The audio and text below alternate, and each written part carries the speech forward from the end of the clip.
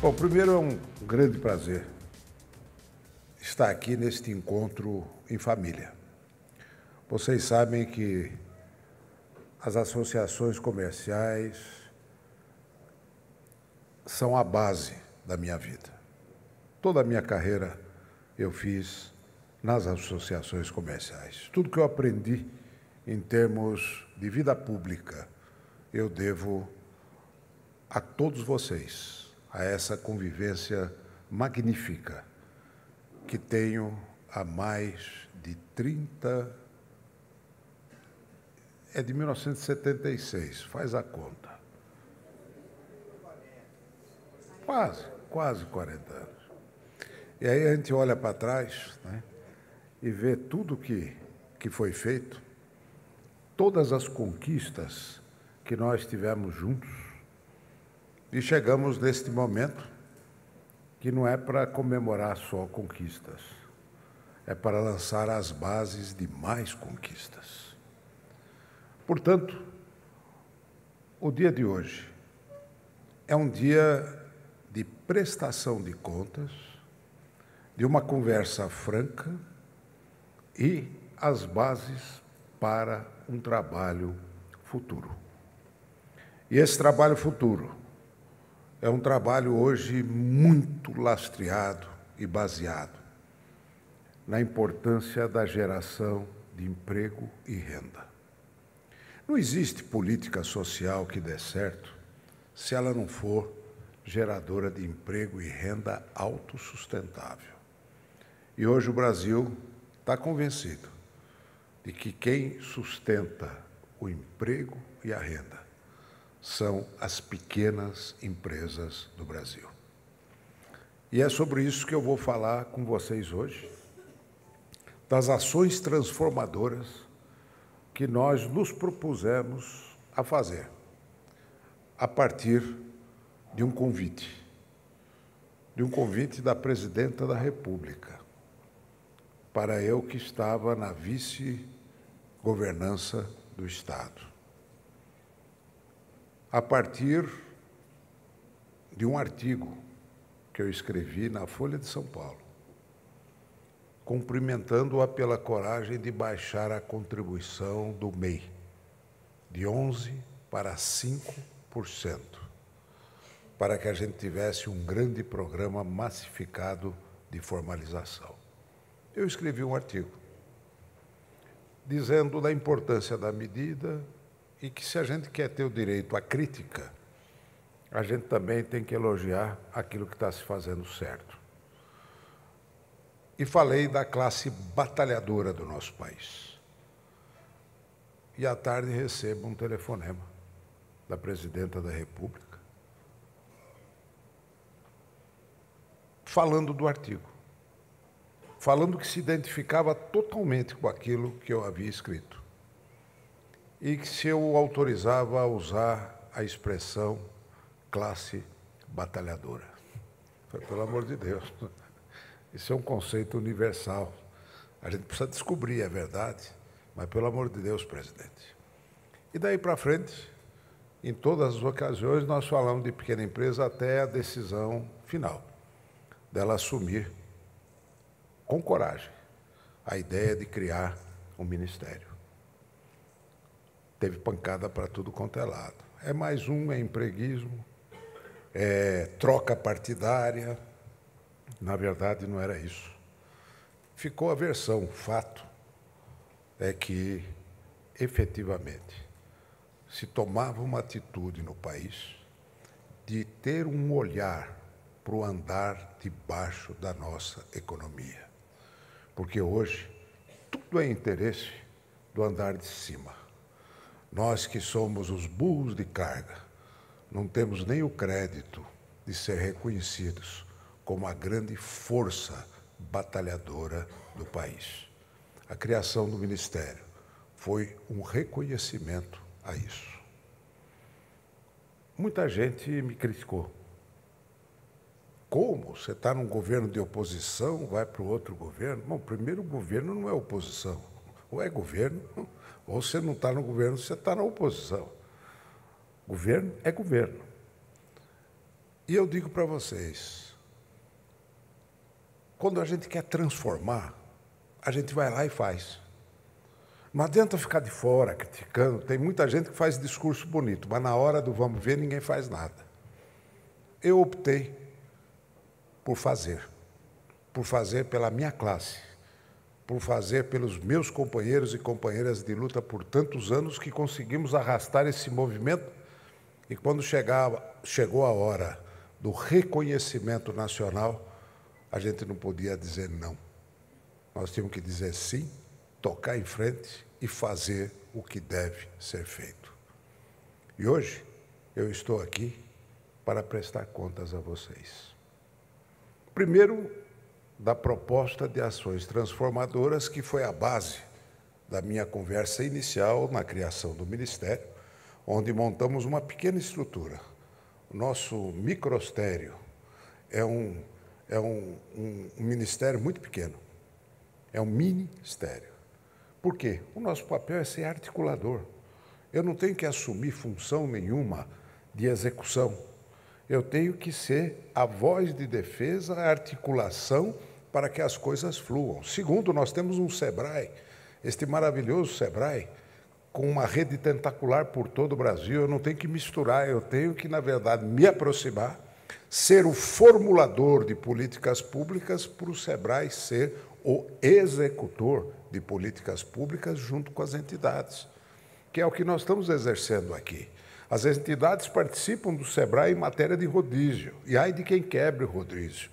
Então, cada vez é uma entidade que assume a presidência no nacional e no estadual para ter a integração das entidades. Faltava o elo de política pública. Nós chegamos para ser este elo. E para fazer isso, nós tínhamos que fazer uma proposta das ações transformadoras. E a pergunta foi essa, dentro do governo. Cadê o Vinícius? Está lá o Vinícius. Ah, foco no Vinícius. Daqui a pouco o Vinícius, coitado, vai fazer palestra para mim, porque ele já sabe tudo o que eu vou falar. Mas, pode tocar, Vinícius, não fique emocionado, não. Então, esta proposta de ação transformadora, muita gente já viu isso, mas eu repito, era aquelas que pudessem gerar um impacto positivo sobre um grande número de beneficiários e com viabilidade de implantação no curto prazo. O que eu posso fazer de dar um impacto que tenha reação no curto prazo? E, sem dúvida, esse botão no painel do país é o da micro e pequena empresa. Esse é o botão definidor das ações. E aí fizemos, então, uma proposta com base de uma conquista nossa, e que me sinto muito orgulhoso de ter recebido um mandato popular na Assembleia Nacional Constituinte para inscrever este capítulo da Constituição, que foi a base da nossa plataforma. A União, os Estados, o Distrito Federal e os municípios dispensarão as microempresas e as empresas de pequeno porte, assim definidas em lei, tratamento jurídico diferenciado, visando a incentivá-las pela simplificação de suas obrigações administrativas, tributárias, previdenciárias e creditícias, ou pela eliminação ou redução destas por meio de lei. Portanto, gente, era um capítulo constitucional mandatório. Um capítulo constitucional que não fala pode ser, deve ser. E quando fala em eliminar, é eliminar. Isto faz com que o tratamento diferenciado colocado dentro da Constituição é para fazer valer a Constituição. Portanto, a ideia de pensar simples é uma obrigação.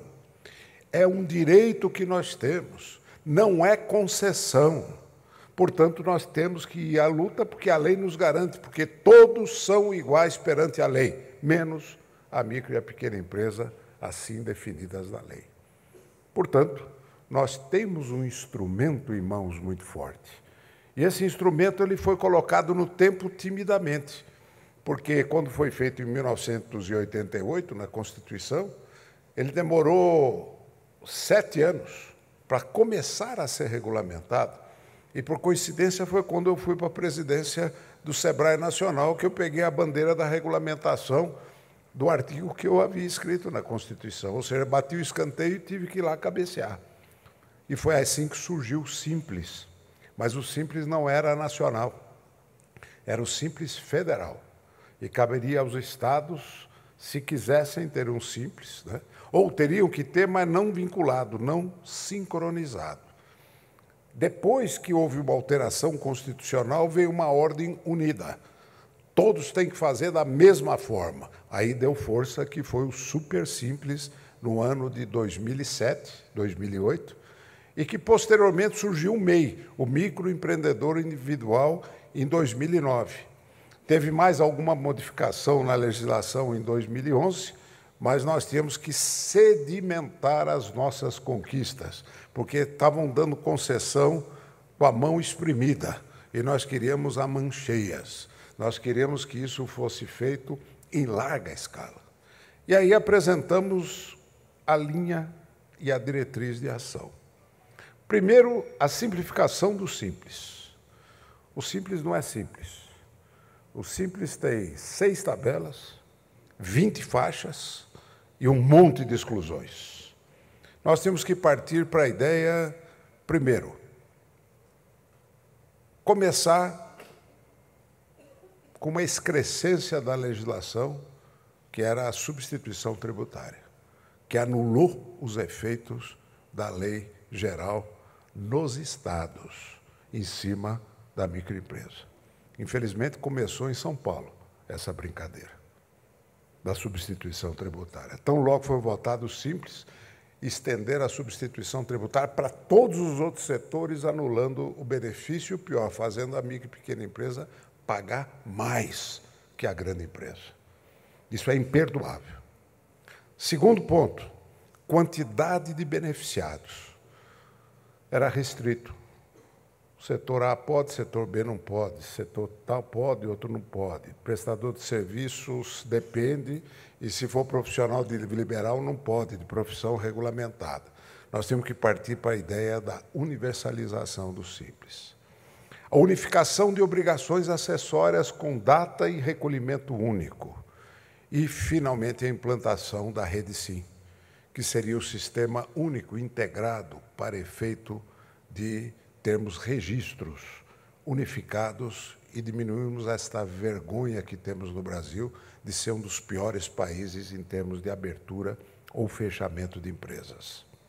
Segundo, aumentando a renda da micro e pequena empresa, com ampliação de mercados, apoiar a inovação de produtos e serviços, e um capítulo sobre o crédito, facilitar o acesso ao crédito, tão difícil em nosso país. E, por último, no campo trabalhista, começar a trabalhar em cima do aprendiz.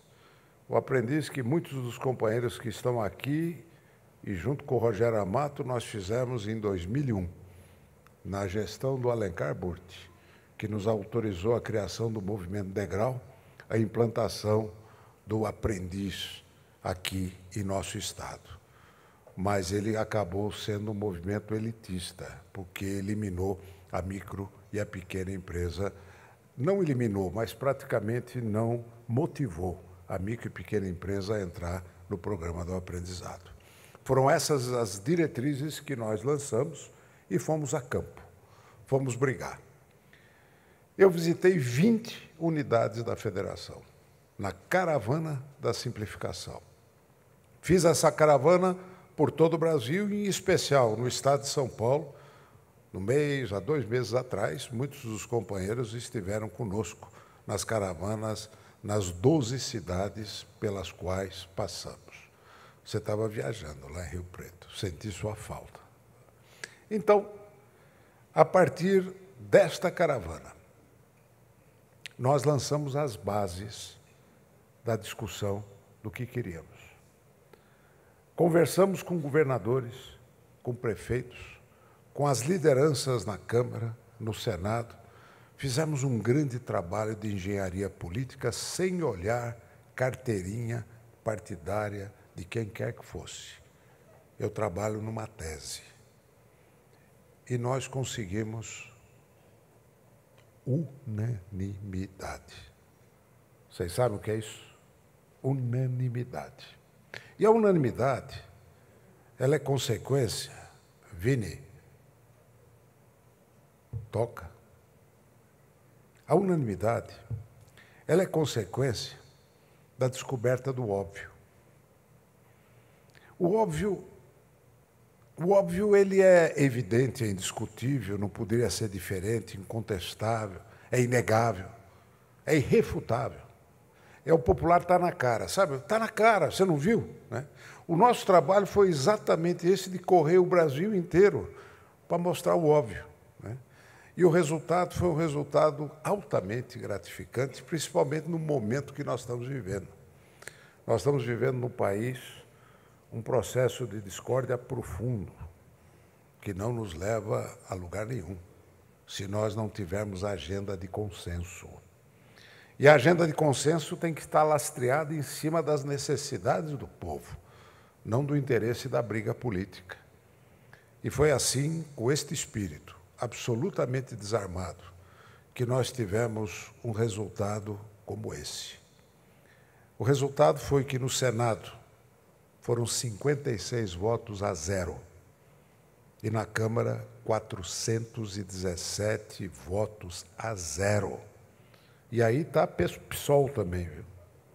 É para se ter uma ideia de que nem os radicais quiseram contestar o óbvio.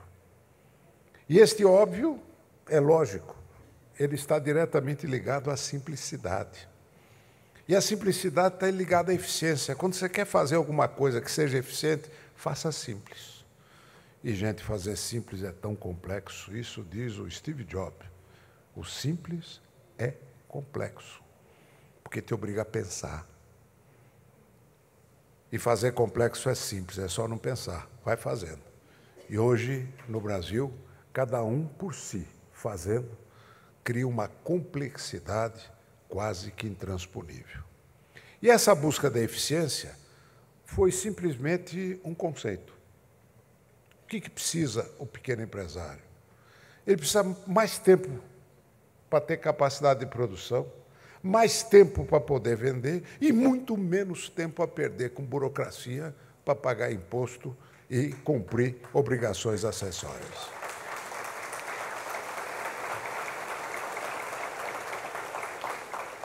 Essa é uma equação muito simples. Né? A balança do tempo pendendo muito mais para um lado do que para o outro. Né? E foi com esta visão que nós vimos que a eficiência ela tem um impacto disseminador exponencial. Porque nós hoje, e vocês vão ver daqui a pouco, vou apresentar em primeira mão para vocês uma ferramenta espetacular para aferir isso que eu estou falando. Pode ir, Vini.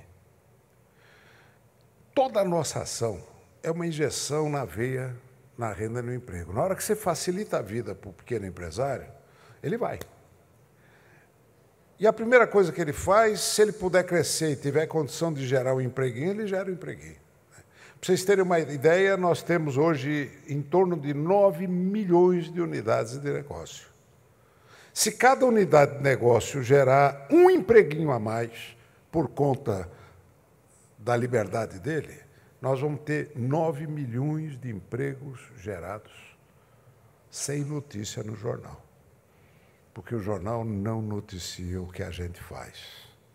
Ele está muito mais voltado ao grande capital, às 7 irmãs, os grandes bancos, a Bolsa de Valores, que no Brasil, por falta de bolsa de apostas, virou uma bolsa de apostas. Né? Então, não tem nada a ver com a economia real. Ela não está ligada na economia real. Ela não está ligada no dia a dia do que acontece no Brasil. É um mundo especulativo, muito voltado para quem vive de renda do que quem vive do trabalho. Portanto, 9 milhões de empregos gerados, sem notícia, dão um impacto de 28% na taxa de emprego privado no Brasil. E se nós considerarmos o núcleo familiar, produz um impacto positivo sobre 36 milhões de pessoas. Então, vocês vejam que nós temos em mãos uma ferramenta de ação social dentro do campo econômico, na busca da autossustentabilidade do cidadão, que nenhuma bandeira social se equivale à força da democracia econômica. Porque sem democracia econômica não subsiste a democracia política. E em nosso país, nós incentivamos muito mais as grandes concentrações do que a pulverização desse desenvolvimento. E nós somos o papel, nós somos o caminho. A Lei Complementar 147, ela conseguiu a universalização do Simples. Para ser simples, a empresa passa a ser vista pelo porte, não pela atividade. Alcança em torno de 450 mil empresas que estavam fora do Simples, em 142 atividades. Aumenta o potencial de criação e formalização de empresas e geração de mais emprego e renda. E aqui eu queria dizer para vocês que muita gente fala, mas essa universalização do Simples, eu fui ver a tabela para o meu setor e ela não resolveu o problema. Então, eu venho aqui para contar para vocês o que aconteceu. Era pegar ou largar.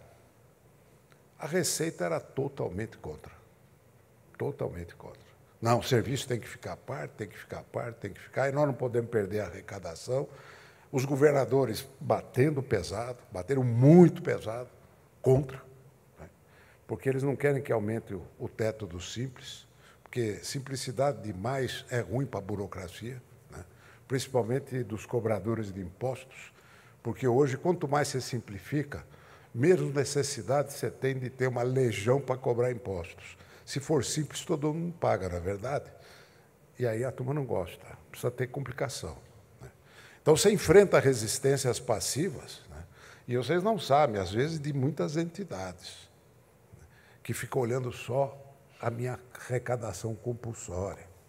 Os conselhos profissionais faziam pressão contra, e tudo escondido. Por quê? Mas se você botar no Simples, vai eliminar a minha contribuição compulsória. Então, hoje, o que tem de chupim no Brasil aparece na hora que você vai botar uma proposta de simplificação. Mas ninguém tem a coragem de vir de frente. Eles vêm por trás, vão, né, trabalhando por trás. Então, naquela hora, o que eles falaram, mas para eu botar no Simples, nós temos que ter uma equivalência na tabela do lucro presumido. Eu falei, está fechado. Está fechado. Por quê? Porque o primeiro passo era ganhar todos esses setores que estavam fora para ajudar a fazer pressão nas modificações. Porque na hora que você divide o grupo, né, você não tem a pressão necessária. Hoje, todos querem entrar no Simples, mas se está numa condição mais desfavorável tributária, vai apertar. Nós já estamos começando a receber, graças a Deus, a pressão necessária para nós montarmos as novas modificações que temos pela frente. Então, a universalização traz um ganho imediato no campo administrativo, porque as empresas passam a recolher 8 tributos numa única alíquota. E quem tiver mais de 20% na folha de pagamento, passa a ser, mais de 20% do faturamento em folha de pagamento, passa a ser bastante interessante entrar no Simples, mesmo numa tabela equivalente à do lucro presumido, porque a contribuição sai da folha e vai para o faturamento dentro do Simples. Então, tinha ganhos, nós topamos.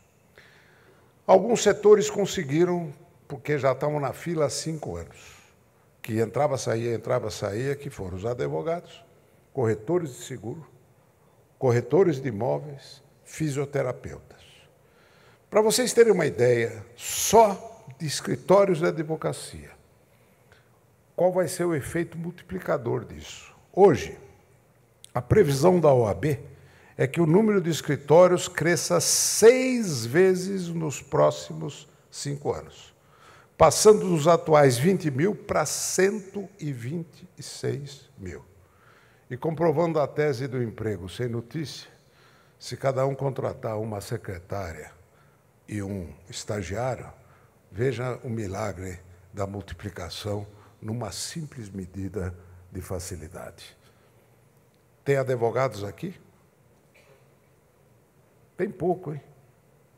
Corretor de seguro tem aqui? Tem um pouquinho mais. Todos estão muito felizes, muito felizes.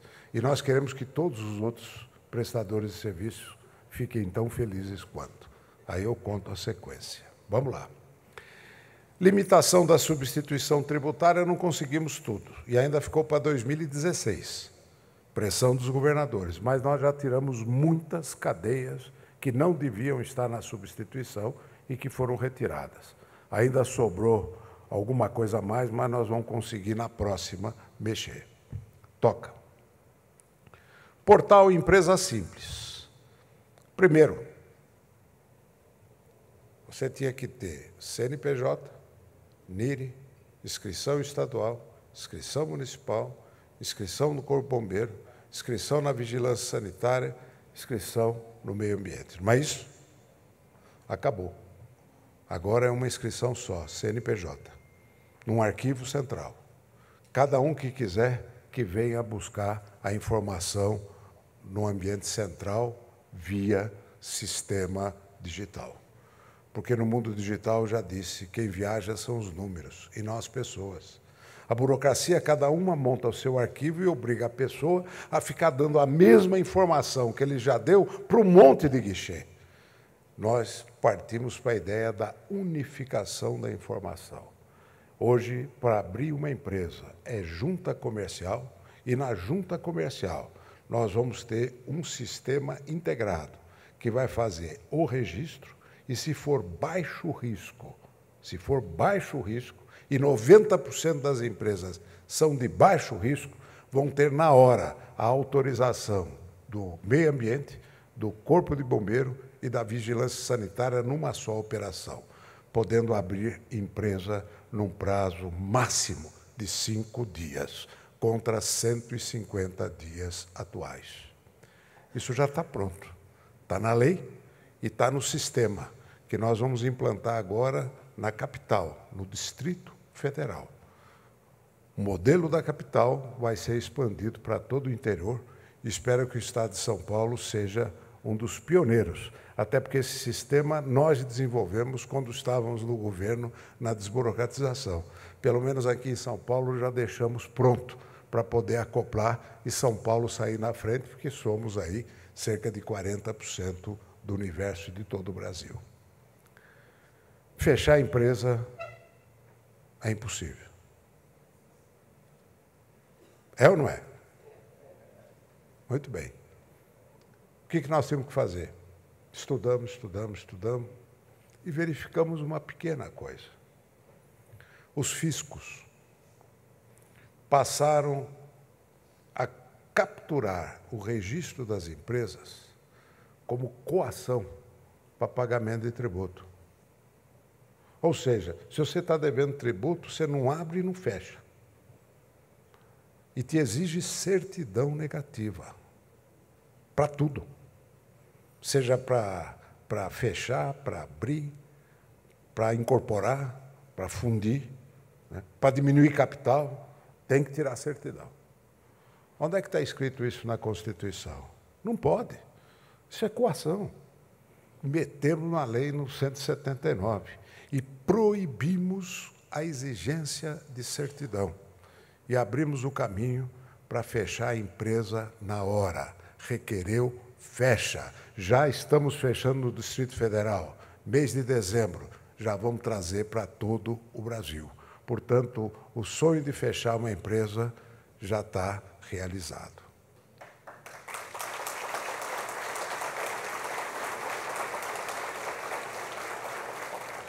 Agora, qual a importância disso? Você sabe que no Simples você não pode ter duas empresas no Simples, só pode ter uma. Se você, porventura, não foi bem no teu negócio, você quer abrir uma outra. ele não te deixa abrir. Ele não te deixa abrir uma outra empresa. Porque se você estiver devendo, você vai ter que morrer. Você tem que ajoelhar no milho, mas não pode ter o direito de ter um outro negócio. Ora, se ele está devendo imposto, ele transmite para a pessoa física no limite dos contratos de capital. A origem do débito é de uma empresa, ele pode fechar a empresa, desde que tenha o endereço de onde ele está, mas dá o direito a ele de tentar de novo. Até porque, para pagar o débito anterior, talvez ele precise acertar um novo negócio. E você sabe que nos Estados Unidos tem uma curva de aprendizagem que eles falam, que eles olham com muito cuidado a empresa que não foi bem na primeira tentativa. Ela tem muito mais chance de dar certo na segunda tentativa, porque aprendeu aquilo que não deve fazer. Portanto, a curva de aprendizado se transforma no programa Segunda Chance, que agora nós vamos ter a segunda chance, porque o empresário não precisa ter laranja, não precisa botar em nome de família, de outro de família, para recomeçar um novo negócio. Portanto, eu acho que isso é um avanço extraordinário. Segundo, criação de obrigações acessórias únicas e ampliação da unificação de recolhimento de tributos. Isso é o nosso e-social para a micro e pequena empresa, porque o e-social vinha que nem uma bomba, uma burocracia do cão. Não era e-social, era e-fiscal. Nós conseguimos barrar e botamos na lei que agora vai ter um sistema super simplificado e unificado das obrigações acessórias, principalmente no campo trabalhista. Obrigação de tratamento diferenciado para a micro e pequena empresa na criação de novas obrigações estatais. Esse é um dispositivo legal, de lei complementar, que é muito forte. Nenhuma lei, norma ou regulamento. Pode botar aí. Nenhuma lei, norma ou regulamento atinge a micro e pequena empresa se em seu texto não tiver o expresso tratamento diferenciado que tem que dar para esse pequeno. Com isso, nós amarramos a mão das burocracias, amarramos a mão da legislação corporativa, que agora tem que pensar que existe pequena empresa para efeito do tratamento diferenciado. E nós já estamos numa batalha, a primeira batalha desse dispositivo está acontecendo agora. Acontece exatamente no momento em que,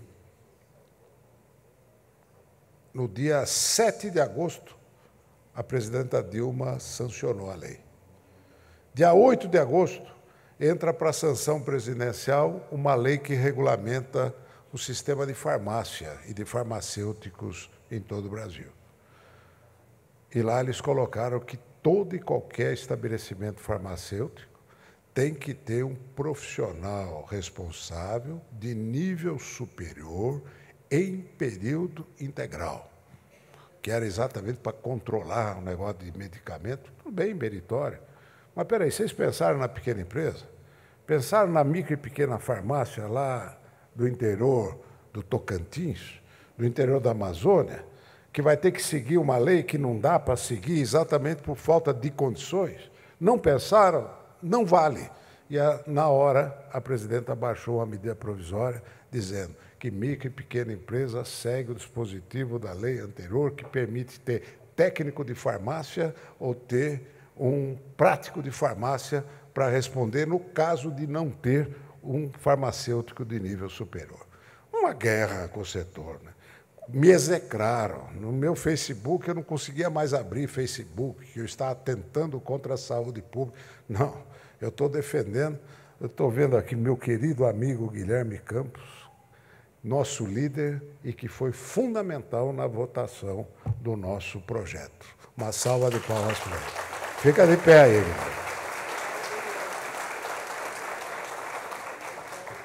Eu olhei para o Guilherme porque ele falava, olha os farmacêuticos, eu não posso perder voto. Eu falei, mas o que eu vou fazer? Eles botaram uma lei que não tem, e a medida provisória agora deve seguir na direção de constatar do texto, melhorando o texto, as condições do tratamento diferenciado para a micro e pequena empresa. Então, isso vai valer para toda a legislação, e vocês fiquem atentos na legislação dos vossos municípios, porque está na Constituição, está na lei, é o direito. Agora, se vocês não cobram direito, a lei não pega. Não adianta eu fazer a lei se nós não tivermos a consciência do nosso direito, falar, cadê o tratamento diferenciado na lei, norma ou regulamento?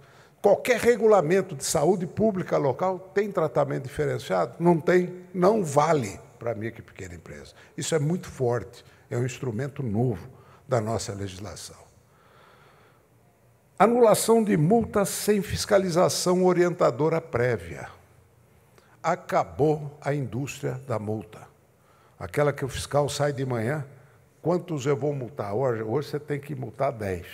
Aí o cara sai para arrumar encrenca e multa, porque ele tem que cumprir a meta de autuação, porque virou arrecadação suplementar. Acabou isso. Nenhum fiscal pode multar sem fazer a visita orientadora. É o princípio da dupla visita. O fiscal tem que ir para orientar. Só vai multar se a orientação não foi respeitada. Esse é um direito de defesa que eu estou dando para todos vocês.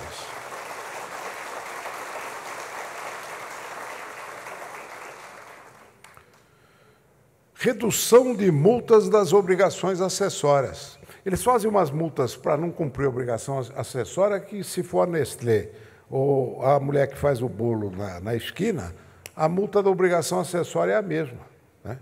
Então, nós fizemos uma redução obrigatória. 90% de desconto, se for MEI, e 50% de desconto na multa, se for micro ou pequena empresa. Proibição de aumento de custos na formalização do MEI. Formaliza o MEI, no dia seguinte, já começam a aparecer contas para ele. Bom, a primeira é uma tal Associação Comercial do Estado de São Paulo. Vocês conhecem? Essa 171, né? A Associação Comercial do Estado de São Paulo. Ela se apresenta como uma entidade, né?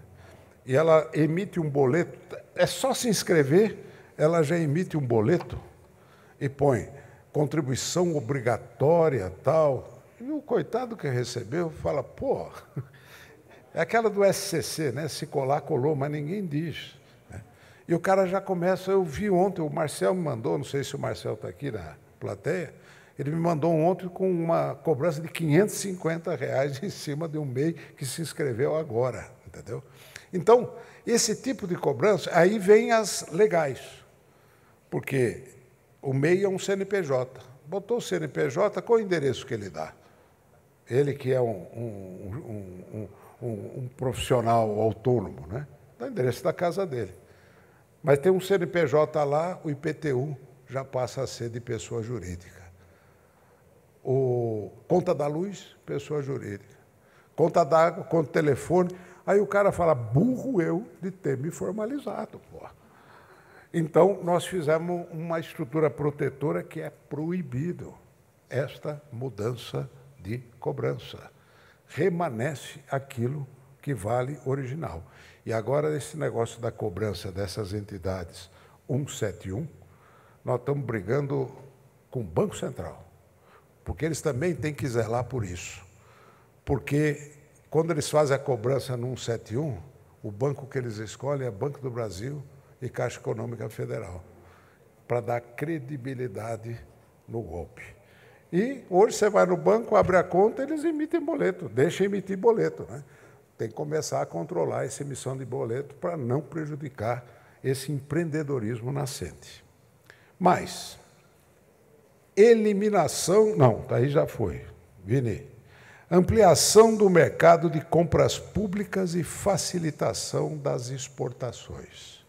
Compra pública, antes poderá comprar de micro e pequena empresa até R$80 mil. Agora, é obrigado a comprar de micro e pequena empresa até R$80 mil, primeiro. Segundo, todo certame licitatório tem que ser descentralizado, para que as licitações, principalmente do Estado, né, vamos pegar a educação, eles fazem aquela centralização da licitação, ela tem que ser regionalizada para dar chance das micro e pequenas empresas regionais poderem participar. No mundo inteiro, o compra pública é utilizado como instrumento de descentralização do crescimento e de distribuição de renda. Aqui é o contrário, concentra a renda e concentra nas grandes empresas que participam dos certames licitatórios, cujos interesses agora começam a aparecer mais evidentes desta corrupção endêmica que está implantada no Brasil. Portanto, gente, o instrumento da descentralização é uma briga que vocês têm que comprar. Cada regional da FACESP hoje está com a lei na mão cobrando, porque essa lei já existe no Estado de São Paulo, que eu fiz, quando regulamentei a lei geral na desburocratização. Até hoje não foi implementado o sistema de compras públicas aqui no Estado de São Paulo. Então, vai caber agora cada região começar a cobrar, porque isso significa injeção de recursos na sua própria base. Vamos lá. Eu falei da facilitação das exportações. Para vocês terem uma ideia, a globalização não chegou para os pequenos. Globalização é coisa só para a empresa grande. E se pegar Mercosul, então, é só os interesses das montadoras. E aí você olha, o que eles fazem? É um jogo de interesse de defesa econômica dos grupos, em nome dos interesses nacionais. Mas nunca se falou num livre mercado para valer. Eu acabei de voltar para a Argentina agora. Passei 3 dias conversando. A ideia é criar um livre mercado bilateral, acordo bilateral, nada desses acordos de conjunto, é bilateral, nós com eles, para as PYMEs, pequenas e médias empresas. Um acordo de livre mercado, mas que tenha um sistema de logística integrada, que está na lei, que nós botamos na lei, para criar a venda ponto a ponto. Portanto, isto está sendo construído. Ampliação do acesso ao crédito, isso cabe um capítulo especial. Um dia eu venho falar para vocês só do crédito. Tem grandes inovações no campo do crédito. Mas nós não paramos, estamos trabalhando bastante. E eu não sei se vocês viram que quando nós aprovamos a lei, eu assumi um compromisso de, num prazo de 90 dias, apresentar um estudo revendo os limites e revendo as tabelas do Simples, para tornar o Simples mais simples. Hoje nós temos um problema nas tabelas, que as empresas são incentivadas a não crescer. Não quer crescer. Porque se crescer, muda de faixa. Se mudar de faixa, ela quase que dobra o tamanho do imposto que ela tem que pagar. Ele não é proporcional ao esforço. É desproporcional. Aí o que a empresa faz? Ela segura faturamento. Quantas vezes a gente pega o micro e pequeno empresário ligando para o contador, segura esse mês, não deixa passar, mantém no limite. Aí ele faz venda por fora. Só que faz venda por fora no cartão. No cartão cruza, ferra.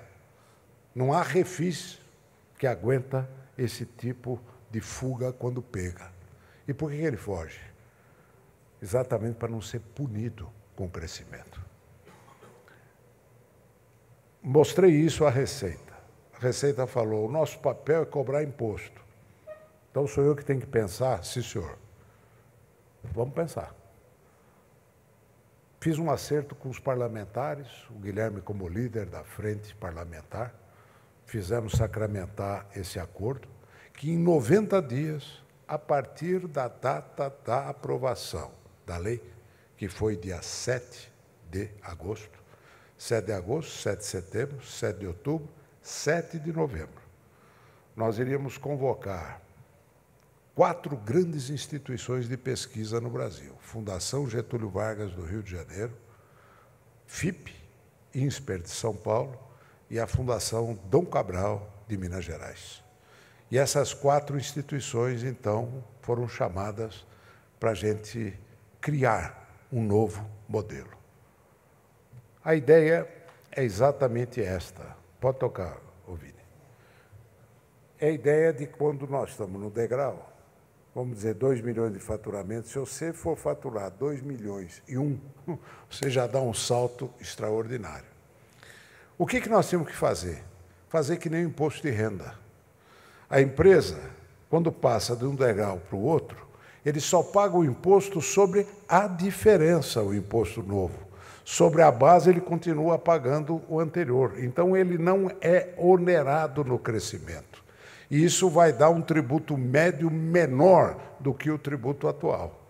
Então, este degrau foi substituído por uma rampa de acesso, que ele pode subir com muito mais facilidade. Segundo, limite. O limite hoje é 3 milhões e 600. Quem sair do simples cai no complicado.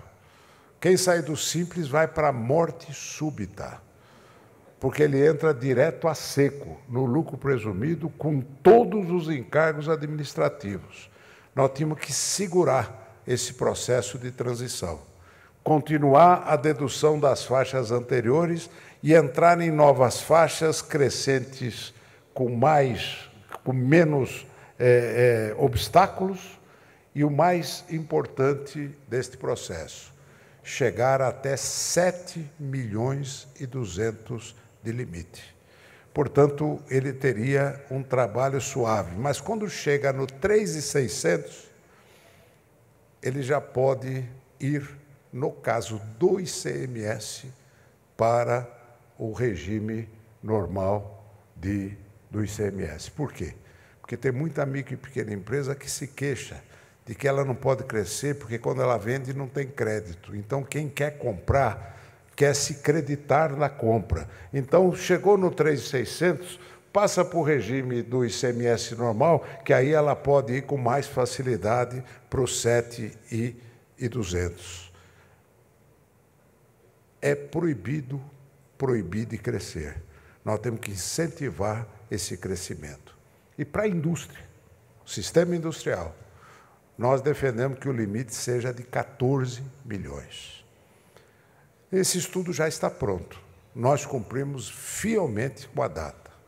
Entregamos nesta semana para a Fazenda, que está esmiuçando para uma discussão que devemos levar à presidenta Dilma, para que a gente possa encaminhar ao Congresso. Conversei com o Guilherme ontem, vamos ter uma reunião terça-feira com o presidente da Câmara e o presidente do Senado, já para apresentar a ideia do projeto, que se demorar muito no Executivo, a gente faz sair pelo Legislativo. Mas nós vamos precisar da mobilização de todos vocês. Não adianta a gente ficar de braço cruzado, a gente dando murro em ponta de faca, os lobistas trabalhando para poder segurar e o nosso povo não está ali para poder pressionar. Hoje a gente tem rede social, tem sistema aqui pela nossa rede da FACESP. Nós temos o Fórum das Micro e Pequenas Empresas que está instalado, temos o SEBRAE. Portanto, gente, vamos começar a nos mobilizar, porque eu acho que dá para votar até o final do ano. Eu acredito que dê para votar.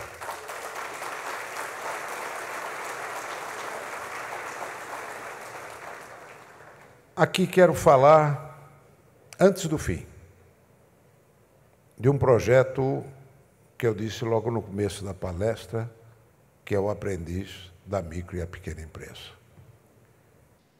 O aprendiz, ele pode receber um salário mínimo hora trabalhada, mas ele é de 4 a 6 horas, para não misturar com a escola. 4 a 6 horas.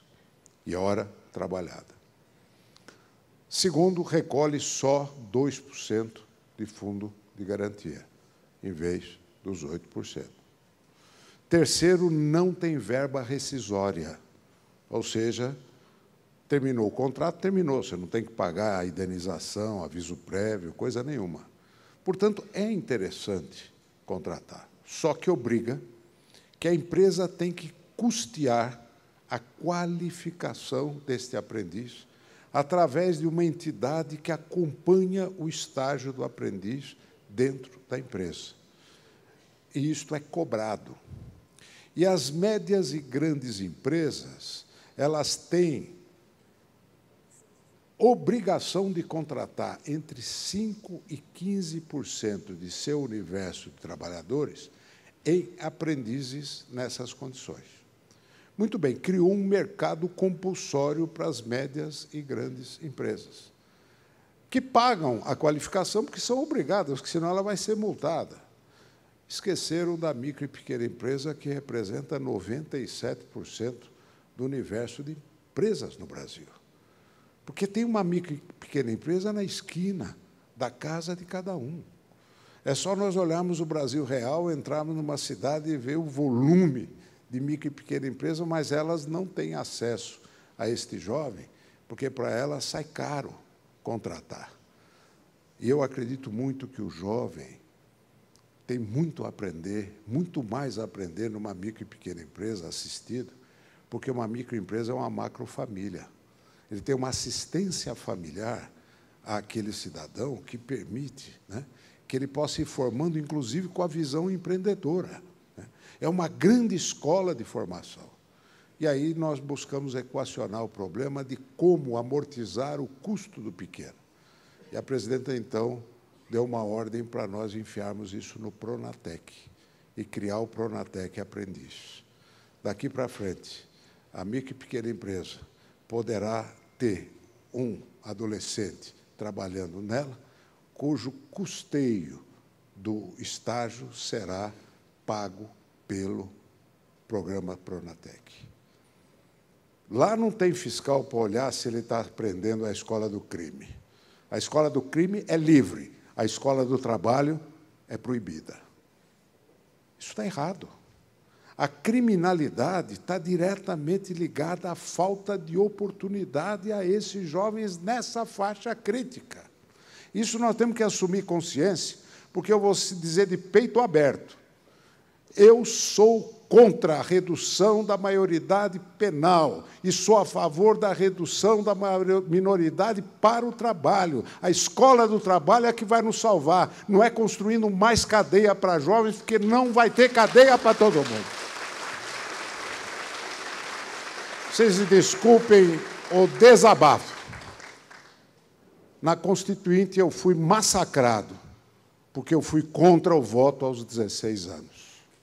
E eu disse, sou contra o voto aos 16, sim, porque daqui a pouco vocês vão dar esse direito por interesse eleitoral, de pegar uma juventude que vota, e mais tarde vão tirar o direito da proteção que a lei lhes dá. Vocês vão querer reduzir a maioridade penal. Gente, está errado. É lógico que, para algumas exceções de crimes hediondos, nós temos que levar em conta.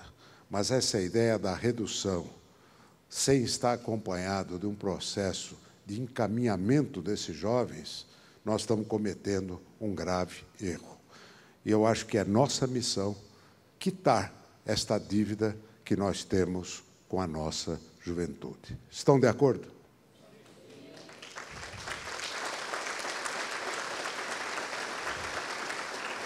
E estou estudando agora, porque nós sabemos que no interior tem muitas entidades que trabalham com jovens. Os campos, as guardinhas, né, que faziam sempre um trabalho muito importante.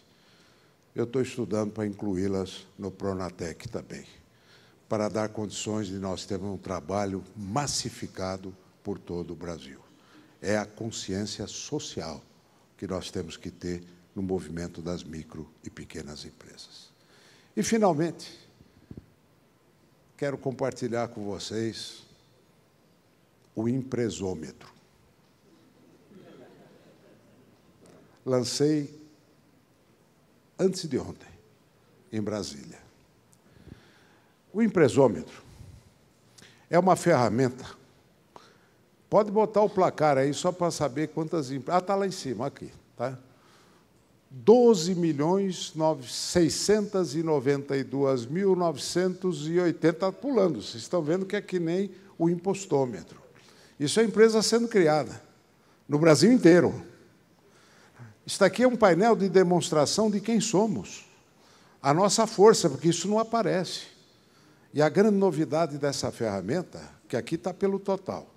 Agora, você quer saber quantos MEIs?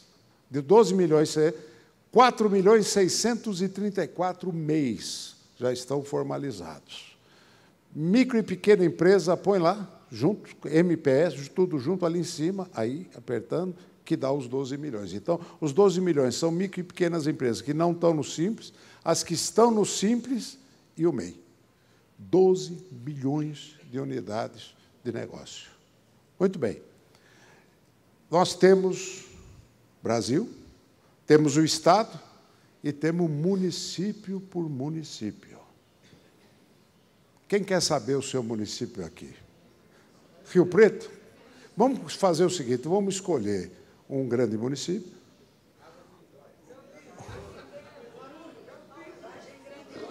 Vargem Grande, ei, Vargem! Vargem velha de guerra, cidade do meu pai. Olha,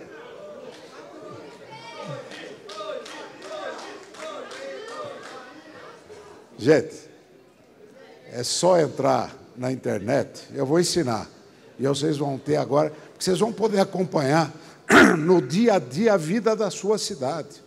Veja que instrumental extraordinário. Eu vou começar aqui por São José do Rio Preto, que foi a primeira que levantou a mão.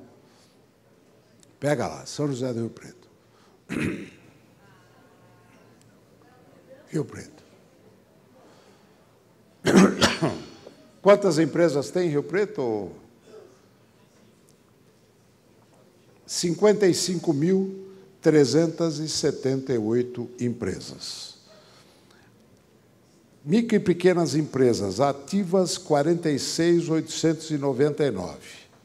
E aí, vamos pegar, você tem 15 mil no regime normal, 20 mil no Simples Nacional e 10.915 MEIs, tá? Os microempreendedores individuais. Isso é estatística que... Agora, se você quiser saber KNAI por KNAI, vamos pegar, por exemplo, eu não sei, Vinícius, você já aprendeu a mexer aí? Põe um KNAI, vamos escolher Instituto de Beleza, alguma coisa. O que você tem? Que é esse aí? Cabeleireiro. Põe. Muito bem. Você tem lá em Rio Preto 466 cabeleireiros. Teve um crescimento de 44% de 2012 para 2013. Tem variação aqui... Bom, de 466 são 816, pulando de 2012 para 2014. Vocês veem o número, e olha, é MEI, isso é microempreendedor individual na sua maioria. E representa do total de empresas 1,74%. Então, vocês vão poder fazer isso para cada município. Esse é o placar que vocês vão ter. Vamos pegar, então, a cidade de Águas de Lindóia, onde nós estamos aqui, em homenagem aos nossos anfitriões. Põe Águas de Lindóia aí, por favor. Pronto. 2.258, sendo 1.978 ativas, 35% são MEIs, 43% no Simples Nacional, 2% e 20% seriam, aqui, não, deixa eu ver a cor, microempresas, 20% de microempresas. Você tem aqui... Bom, você tem todos os gráficos, tem todas as tabelas, município por município, KNAI por KNAI, não está nada fora. Qual a razão desse instrumento? Mostrar para o Brasil inteiro que nós existimos, que nós somos a grande força da geração do emprego e da renda no país. Esse é o retrato vivo à mão de cada um. Cada um de vocês tem que levar isso como força de argumento para as nossas conquistas. Eu desenvolvi essa ferramenta, Guilherme, porque é a hora também de mostrar aos nossos parlamentares, para eles saberem na sua base, todo o povo que está lá esperando por atitudes como as que foram tomadas com muita coragem nesse trabalho que nós fizemos para tirar por unanimidade as grandes mudanças. E estimular a competição. Eu gostaria que tivesse uma guerrinha de cidade com cidade para saber quem tem mais empreendedor e quem facilita a vida do empreendedor para ele poder crescer ali na cidade. Que se incorpore ao prêmio Prefeito Empreendedor a medição pelo empresômetro, tá? Portanto, esse é um instrumental nosso, um instrumental que nós temos o poder de poder levar à frente. E quero dizer, ao encerrar, que nós temos uma longa estrada pela frente. Talvez eu continue. E, para continuar, essa estrada é a do pense simples. A presidente, outro dia, me falou que gostaria que a gente pegasse muito firme o processo de desburocratização e de descomplicação da vida do cidadão brasileiro. E se nós tivermos